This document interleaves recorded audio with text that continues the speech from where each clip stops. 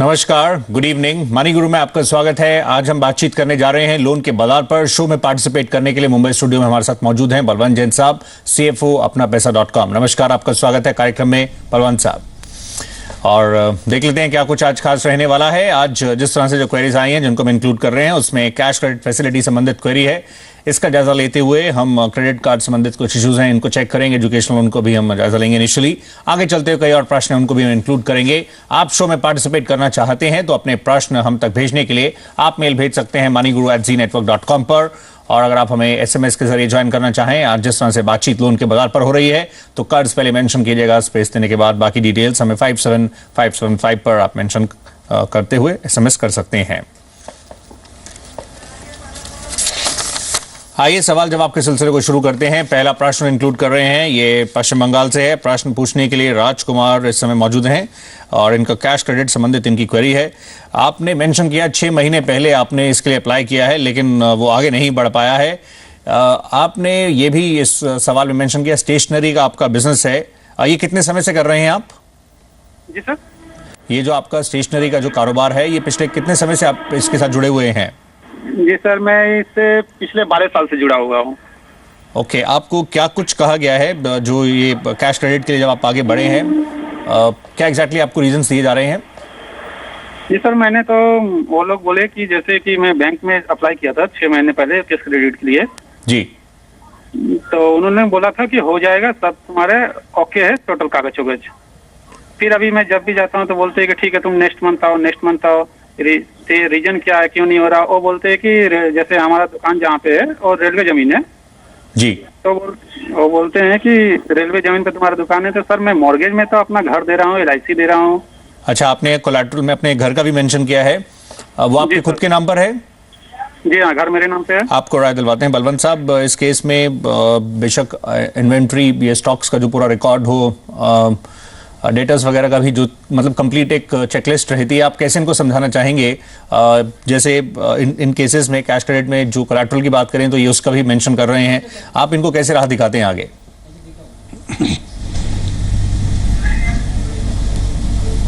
जी बलवंत साहब, लग रहा है बलवंत जी से संपर्क प्रॉपर्ली स्थापित नहीं हो पा रहा है। लेकिन समहाउ अगर हम देखें ये एक कंप्लीट एक चेकलिस्ट रहती है फैक्टर्स की जो जनरली देखे जाते हैं। आपके केस में क्योंकि स्टेशनरी का बिजनेस है, इसमें ज़्यादा कैश ट्रांजैक्शंस आपके रहते होंगे, उस प्रकार से समहाउ डेटर्स की लिस्ट वगैरह किस प्रकार से है उस पर तो नज़र रहेगी उनकी। लेकिन उसके अलावा जैसे आपने बताया आप कोलैटरल प्रोवाइड करने के लिए आप रेडी हैं, समहाउ इसको आप पुश कर सकते हैं फॉरवर्ड। जैसे इसमें आप जो वरिष्ठ अधिकारी हैं उनसे भी संपर्क स्थापित कर सकते हैं अगर प्रोसेस में डिले हो रहा है, क्योंकि कॉल इस पर बैंक ने ही लेनी है। तो इस तरह से आप संपर्क साधते हुए उनके साथ इस प्रोसेस को आगे मूव कर सकते हैं। बलवंत साहब, आप सुन पा रहे हैं तो आप क्या इनको एडवाइस देना चाहेंगे, क्या आपकी राय रहेगी? ये मैं स्क्रीन पर पढ़ पाया क्वेश्चन उनका CC लिमिट का। तो CC लिमिट नॉर्मली जो बैंक है वो आपको डे टू डे बिजनेस की जो रिक्वायरमेंट है उसके लिए देती है, और उसके लिए आपको जो आपके जो डेटर्स हैं और जो इन्वेंट्री है उसकी वैल्यू जो पिछले महीने की होती है उसके बेसिस पे मिलती है। परंतु जहाँ तक इनका सवाल है, मेरे को लग रहा है इन्होंने जो बिजनेस शुरू किया है वो 6 महीने हुए हैं। नहीं बलवंत साहब, इनको 6 महीने पहले इन्होंने एक्चुअली इसके लिए अप्लाई किया, लेकिन बिजनेस ऑलमोस्ट 10-12 साल से रन कर रहे हैं। इन्होंने कहा इनका एक अपना घर है जिसके अगेंस्ट भी ये आगे बढ़ सकते हैं, उसको भी जिस तरह से मॉर्गेज कर सकते हैं। आप कैसे इनको राय देंगे? नहीं, तो एक तो ये पेक्यूलर इनका बिजनेस जो है स्टेशनरी का वो पेक्यूलर बिजनेस है। तो उसमें क्या है, नॉर्मली एक तो सब्सटेंशियल जो सेल है वो कैश में होता है तो उनके डेटर्स होंगे नहीं, और दूसरा जो असेट जिस पे बैंक कैश क्रेडिट देती है वो इन्वेंट्री रहती है। क्योंकि स्टेशनरी में बहुत सारी आइटम होती है और मेरे को लगता नहीं कि इतने छोटे बिजनेस में ये स्टॉक रिकॉर्ड्स वगैरह मेंटेन करते होंगे, तो इनको वो सबमिट नहीं कर पाएंगे। इसके लिए शायद बैंक हेजिटेट कर रही है लोन देने में। परंतु अगर इनके पास प्रॉपर्टी है तो ये लोन अगेंस्ट प्रॉपर्टी ले सकते हैं। बैंक उनको जो इनकी जो एनुअल इनकम है उनका 2 गुना लोन दे सकती है। और अगर इसके अलावा भी इनके पास ऑप्शन है, अगर इनके पास जो फाइनेंशियल एसेट्स है, शेयर्स है, यूनिट्स है, नेशनल सेविंग सर्टिफिकेट्स वगैरह है, या कोई अच्छी इंश्योरेंस पॉलिसी है जिनकी सब्सटेंशियल पेड अप वैल्यू हो गई हो, तो उसके सामने भी ये ओडी फैसिलिटी ले सकते हैं। राइट। तो इस तरह से आप और अगर इनके पास पैसा हो जमा कराने को तो उसकी एफडी करा सकते हैं और उसके सामने 90% तक वैल्यू की वो ओडी ले सकते हैं बैंक से। जी, तो इस तरह से विकल्प रहेंगे प्रॉपर्टी भी और बाकी सिक्योरिटीज के गेंस भी, जिस तरह से आप आगे बढ़ सकते हैं। राजकुमार साहब, ये पूरा प्रोसेस आगे के लिए आपके रहेगा। आइए हम फिलहाल अगले प्रश्न की ओर मूव करते हैं। ये अहमदाबाद से है। ये प्रश्न जितेंद्र एस चौगनी साहब का ये प्रश्न है। जितेंद्र साहब, आपका स्वागत है।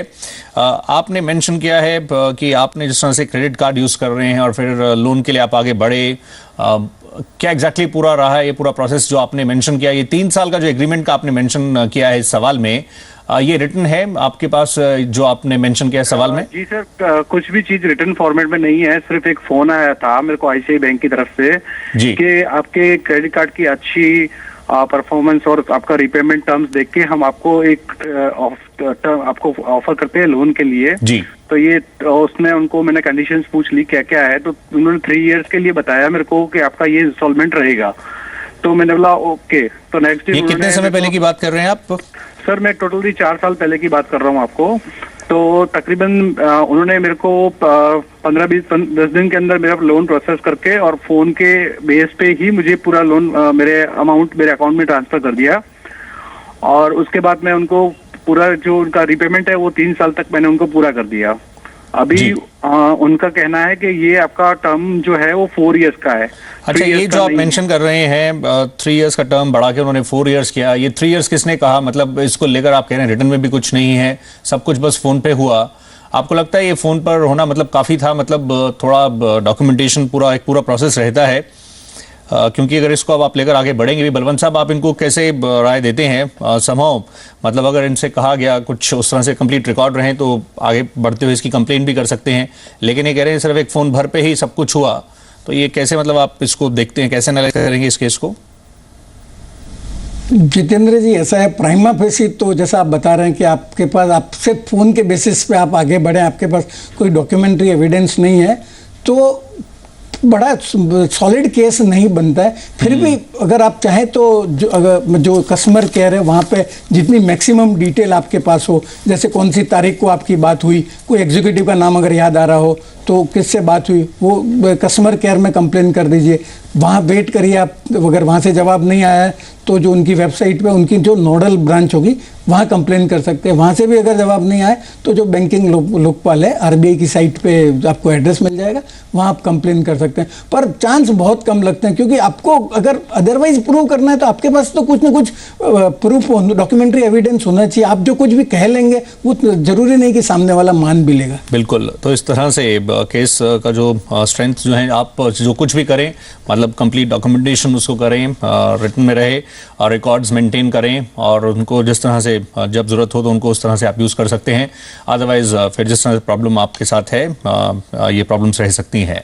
हम फिलहाल इसी नोट पर एक ब्रेक के लिए रुक रहे हैं। आज बातचीत लोन के बाजार पर हो रही है। कुछ प्रश्नों को भी हमने शामिल किया है, कैश क्रेडिट फैसिलिटी या फिर क्रेडिट कार्ड संबंधित क्वेरीज थी, लेकिन ब्रेक के बाद जब हम लौट कर आएंगे एजुकेशन लोन संबंधित क्वेरी है इसको चेक करेंगे। बिजनेस एक्सपेंशन के लिए एक इंडिविजुअल को लोन चाहिए, इसका भी हम जायजा लेंगे। साथ ही साथ होम लोन संबंधित कुछ इश्यूज हैं, इनको चेक करेंगे, और एक इंडिविजुअल की मैरिज के लिए वो लोन लेना चाह रहे हैं, इस पर भी बातचीत। फिलहाल वक्त ब्रेक का है।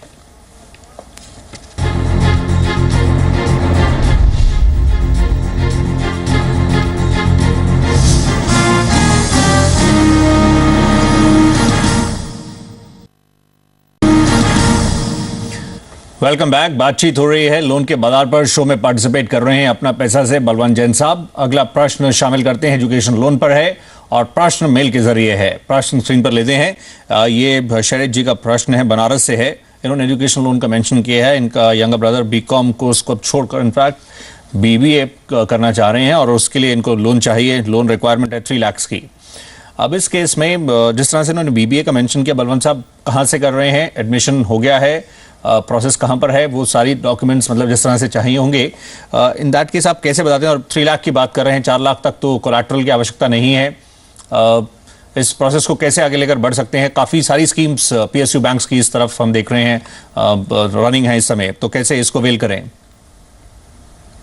सौरभ जी, ऐसा है, एजुकेशन लोन के लिए बहुत सारे पीएसयू बैंक्स एक्टिव है और ऑलमोस्ट सब बैंक्स के फॉर्म्स ऑनलाइन अवेलेबल है।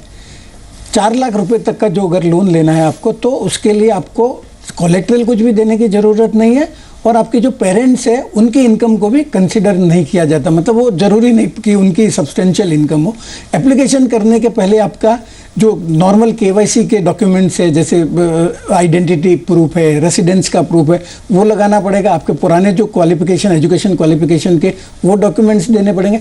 और जहाँ पे आप एडमिशन ले रहे हैं, इनका तो हो गया है, तो जो एडमिशन हो गया है उसका जो कोई डॉक्यूमेंट्री एविडेंस वो उनको बैंक को सबमिट करना पड़ेगा। और चूंकि ये ग्रेजुएशन का कोर्स कर रहे हैं, तो उसके लिए बैंक ऑफ बड़ौदा और जम्मू एंड कश्मीर बैंक के पास स्पेशलाइज्ड प्रोडक्ट है, तो उनको अप्रोच करना चाहिए। और प्रेफरेबली वो जिस एरिया में रह रहे हैं उस एरिया में जो ब्रांच हो वहाँ बात करनी चाहिए उन्हें। अच्छा, जैसे कहते हैं पेरेंट्स को बोरोअर बनाने के लिए, मतलब उस तरफ भी इनको थोड़ा ध्यान रखना पड़ेगा।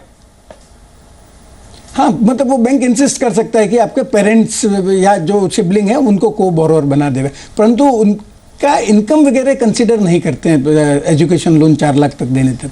जी, ऑल द बेस्ट शहराज। आइए अब अगला सवाल शामिल करते हैं। अगला प्रश्न जो हम इंक्लूड कर रहे हैं वो मुंबई से है। सचिन कांबले साहब का ये प्रश्न है और वो इस समय लाइन पर हैं। होम लोन संबंधित इनकी क्वेरी है। आप प्लीज बताइए, सवाल बताएं सचिन जी। यस सचिन साहब, हम देख पा रहे हैं आपने मेंशन किया है आपकी मदर की एज 50 इयर्स है और वो गवर्नमेंट एम्प्लॉय हैं। आपने उनकी मंथली सैलरी मेंशन की है, आप होम लोन की मेंशन कर रहे हैं। आप खुद क्या करते हैं सचिन साहब? आपसे रिक्वेस्ट, टेलीविजन सेट की वॉल्यूम म्यूट कर दें, एकदम बंद कर दें, डायरेक्टली फोन लाइन पर हमसे बातचीत करें। इसमें ऑडियो में प्रॉब्लम होती है, टाइम भी वेस्ट होता है। आप डायरेक्टली बताइए आप क्या करते हैं सचिन साहब? जी, मम्मी की तनख्वाह 18,000 रुपए तक है, वो काट की कुछ 15,000 रुपए आती है जी। तो मैं जानना चाहता हूँ कि और रिटायरमेंट के लिए खाली 10 साल है, तो मैं जानना चाहता हूँ कि उनको कितने तक होम लोन मिलेगा। आपको राय दिलवाते हैं इस पे, लेकिन समहाउ हमने जैसे आपसे पूछा आप खुद भी क्या करते हैं इसमें, क्योंकि ज्वाइंटली भी आप बढ़ सकते हैं अगर आप भी सर्विस में हैं। बलवंत साहब जैसे मेंशन कर रहे हैं 50 अनदर 10 साल हम मानकर चलें रिटायरमेंट को, बैंक्स मतलब सब चीज़ें देखेंगे। फिर जो हम देखें 40-50% जनरली जो कहा जाता है जो EMIs फॉर्म हो, लेकिन रिटायरमेंट के क्लोज हैं, तो क्योंकि होम लोन एक थोड़ा लंबा टेन्योर का रहता है, वो भी मद्देनजर में रखा जाएगा। तो आप कैसे इनको समझाते हैं फिर? वैसे देखिए सचिन जी की जो होम लोन है वो 20 से 30 साल तक का भी मिलता है, पर बैंक लोन लैंड ये अमाउंट लैंड करने के पहले यह जरूर देखेगा कि उनका जो लोन का प्रीपेमेंट है वो उनकी अर्निंग जो लाइफ है उसके पहले खत्म हो जाए। जैसे इनकी मदर की उम्र 50 साल है और 10 साल का उनका एक्टिव अर्निंग लाइफ बाकी है, और उनकी जो इनकम है उसके बेसिस पे उनको 10.5% के हिसाब से 5 लाख तक का लोन मिल जाएगा 10 साल के लिए। और अगर 58 साल की अगर उनकी रिटायरमेंट की एज है तो 4.5 लाख के आसपास लोन मिलेगा। जी, अच्छा बलवंत साहब, अगर जैसे ये सचिन भी कहीं अगर जॉब करते हैं तो क्योंकि ये यंग है, ये अगर जॉइंटली बढ़ें तो क्या एलिजिबिलिटी उस केस में बढ़ जाएगी? मतलब एक थोड़ा कंबाइंड जिस तरह से रहेगा? नहीं, अगर सचिन जी खुद भी अर्निंग है और अगर जैसे इनकी तो नेचुरली वर्किंग लाइफ बहुत ज़्यादा बाकी होगी, तो इनकी जो लोन की ओवरऑल एलिजिबिलिटी है वो भी बढ़ जाएगी और जो टेन्योर है वो भी बढ़ जाएगा। तो अगर ये कहीं पे काम कर रहे हैं तो he should join his mother as a co borrower, तो एलिजिबिलिटी क्वांटम वाइज और टेन्योर वाइज दोनों में बढ़ जाएगी। राइट, तो इस तरह से सचिन साहब आप आगे बढ़िए। आइए अब अगला सवाल शामिल करते हैं। आइए पुणे से प्रश्न पूछने के लिए नवनाथ शिंदे इस समय लाइन पर हैं। इनका प्रश्न कारोबार संबंधित है, एक बिजनेस में है ये फैब्रिकेशन के, और इन्होंने एनुअल टर्नओवर मेंशन किया है 65 to 70 lakhs, और ये जानना चाह रहे हैं स्पेसिफिकली इनको उसके एक्सपेंशन के लिए लोन चाहिए। आप ये बताएंगे, आपने एक प्रॉपर्टी का मेंशन किया है, ये प्रॉपर्टी आपने जिक्र किया गांव में है, ये जो गांव जो विलेज है ये कितनी दूर है यहाँ पुणे से? पुणे से है 50 किलोमीटर सर। अच्छा, तो बैंक्स उसको लेकर कंफर्टेबल नहीं है, मतलब उसके अगेंस्ट लोन देने में? हाँ, उसके अगेंस्ट लोन देने के लिए नहीं है। एक्चुअली मेरा खुद का ये भी है, घर भी है, मकान है एक 700 स्क्वायर फीट में, और प्रॉपर्टी है जमीन वगैरह खेती के। ये किसके नाम पर है ये प्रॉपर्टी? प्रॉपर्टी मेरे पिताजी के नाम पे है सर। ओके, तो फिर तो मतलब जिनके नाम पर होती है उन्हीं के तहत उनको वो लोन मिल सकता है और फिर उसमें रीपेइंग क्षमता भी देखी जाती है। कहीं आपके सिबलिंग्स हो तो उसमें मतलब एक बैंक का कंफर्ट लेवल जिस तरह से आप खुद ही बता रहे हैं ज़्यादा नहीं है। बलवंत साहब, आप इनको किस तरह से सलाह देना चाहेंगे इन दैट केस? जैसे इन्होंने मेंशन किया है, तो क्या प्रॉपर्टी की जगह क्या दूसरी सिक्योरिटीज़ के अगेंस्ट लोन लेने को देखें, या ये आपका जो बिजनेस फैब्रिकेशन का है, जिस तरह से इनके एक्सपेंशन के लिए भी जिस तरह से कई छोटे मंझोले कारोबारों के लिए हम देख रहे हैं स्कीम्स हैं, कैसे इनको अवेल करना चाहिए, कैसे आगे बढ़ेंगे? देखिए नवनाथ जी, ऐसा है कि आपकी जो प्रॉपर्टी जहाँ पे है, फादर की प्रॉपर्टी, वहाँ अगर कोई ब्रांच हो यही बैंक की, तो आप वहाँ से लोन ले सकते हैं, या दूसरी कोई बैंक हो वहाँ से आप लोन ले सकते हैं, लोन अगेंस्ट प्रॉपर्टी ले सकते हैं। आपकी जो एनुअल इनकम है उनका उसका 2 गुना मिल जाएगा, और जो वैल्यू है आपकी प्रॉपर्टी उसका 40 से 50% तक मिल जाएगा। और दूसरा, जैसे सौरभ जी बता रहे हैं कि ये जो MSMED में एक्ट में जो लोन मिलता है, तो अगर आपकी जो यूनिट है वो अगर आप डिस्ट्रिक्ट इंडस्ट्री सेंटर में एज एन SME रजिस्टर करवा देते हैं, तो आपको 1 करोड़ रुपए तक बिना किसी कोलेट्रल, बिना किसी सिक्योरिटी के लोन मिल जाएगा। तो आप, मेरी राय रहेगी कि अगर आप ऐसे नहीं कर पा रहे हैं तो आप कोई कंसल्टेंट को कांटेक्ट करके आपकी जो इंडस्ट्री, आपकी जो यूनिट है उसको SME एज ए रजिस्टर करवा दीजिए। फिर बैंक को ये प्रायोरिटी सेक्टर लेंडिंग में आता है, तो आपको थोड़ी सरलता हो जाएगी ये लोन लेने में। जी, ऑल द बेस्ट शिंदे साहब। हम इसी नोट पर एक और ब्रेक के लिए रुक रहे हैं, लेकिन ब्रेक पर चलते चलते नजर आज के फंडा पर।